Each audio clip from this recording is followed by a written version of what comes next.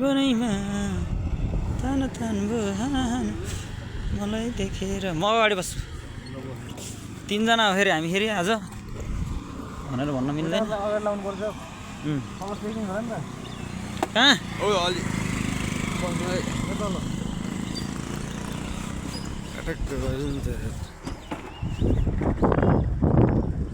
के बनाएको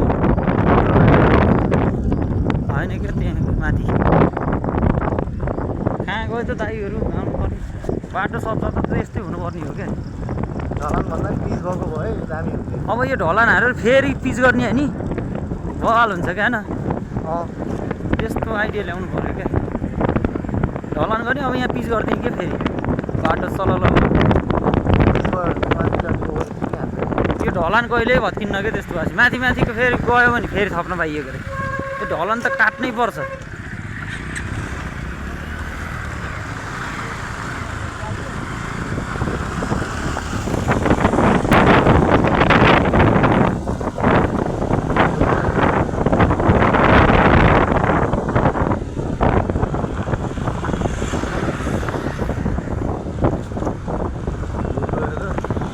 बाटोको फेरि आधा मात्रै रहेछ कि त्यता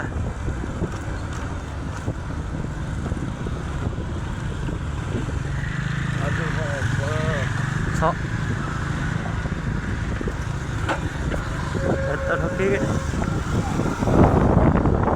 झन्डै ठोकिदिएन यार ओहिले जहाँ ठोक्नु पनि यार यस्तो तर्किन पर्नु लाग्यो म त अब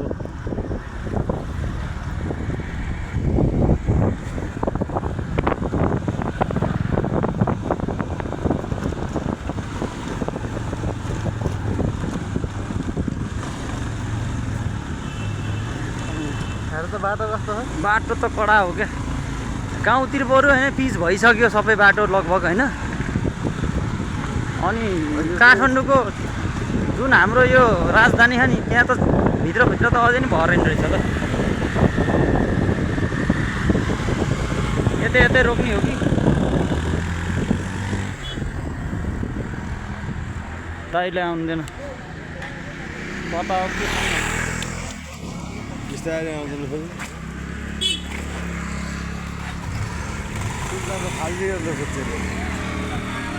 कहाँ थियो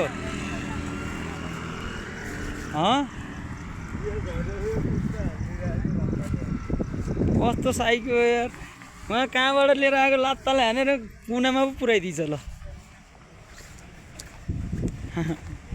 फुटबल अहिले चलिरहेको नि त वर्ल्ड कप पुरा जोस आयो होला क्या जे देख्यो त्यही ढुङ्गालाई हान्न मेरो फुटबल देखेर।